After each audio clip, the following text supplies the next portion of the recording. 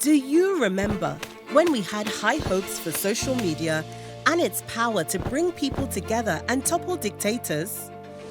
Well, today, to protect their wealth and avoid accountability, big tech oligarchs behind Meta, X, Google, and TikTok are siding with disinformation superspreaders, including US President Donald Trump, emboldening far-right and authoritarian leaders around the world.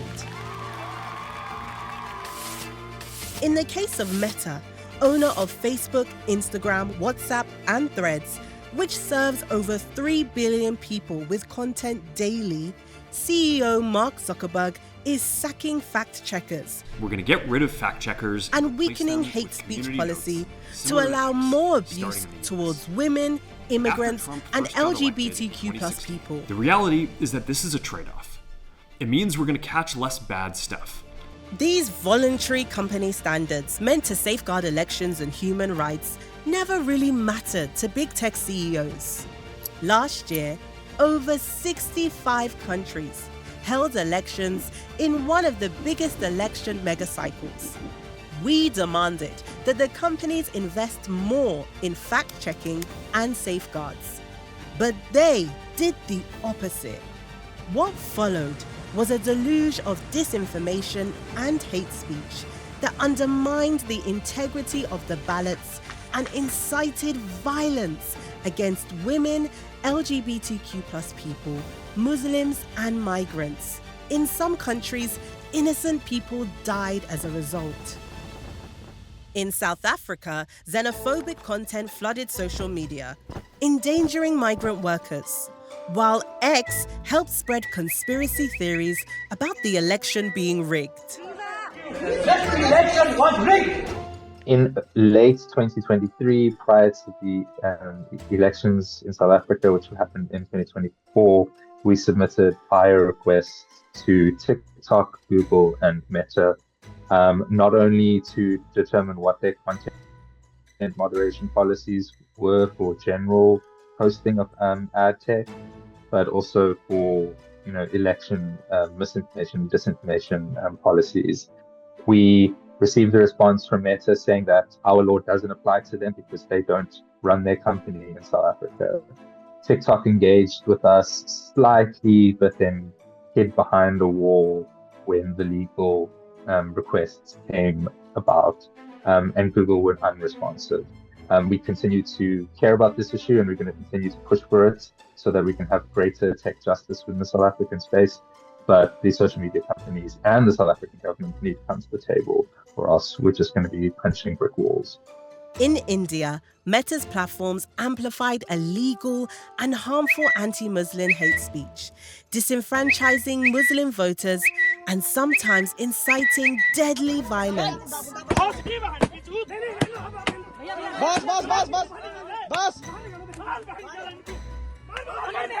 The disinformation campaigns that we see in India are extremely vigilante in its nature.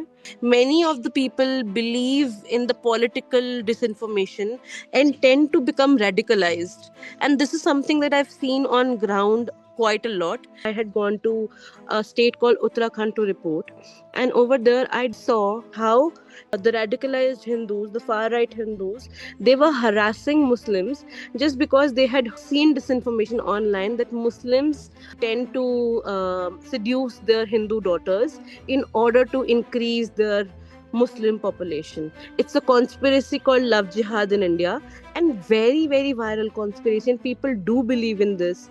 And then the Muslim men were beaten to death. This disinformation, these campaigns, this lack of regulation is deadly in countries like India. Tunisia, the birthplace of the Arab Spring, where activists used social media to organize the overthrow of authoritarian rule a decade ago, is where online freedom has died. And Facebook is happily cashing in on becoming the new dictator's megaphone of choice. Facebook played a major role in the delegitimization campaign against the civic space actors and opposition. The president narrative against NGOs started against NGOs who are working on migration, but also who supported sub-Saharan African and migrants when he was against that. So he kind of took it personally. تتلقى بدورها أموالا طائلة من الخارج. وهؤلاء الذين يقومون على هذه الجمعيات أكثرهم خونة وعملاء. And then he started saying that foreign funds are the resources we are using to finance our activities that are targeted against the best interest of the Tunisian people. And this conspiracy, civil society is the agents of global forces. And then people started kind of supporting this and at some point doing the work for the regime and building up on this campaign until NGOs started to be investigated and still human rights defenders imprisoned and in jail for this moment. Tech platforms also distributed pornographic deepfakes targeting female candidates running in local elections in Brazil. That happened despite Brazil outlawing the dissemination of deepfakes. O que aconteceu de diferente nessa eleição municipal é que, primeiro, a deepfake, o uso de vídeos fabricados, pelo menos foi a primeira vez que eu tive que lidar com isso. Eu, ao longo de toda a campanha, tive que lidar, de ver isso, com vídeos pornográficos que eram produzidos usando a minha imagem, e para mim estava muito claro, o objetivo era me descredibilizar, era dizer, você não pode levar uma mulher a sério, você não pode levar a Tabata a sério. O custo de você produzir uma deepfake durante uma eleição contra uma mulher é zero nesse país.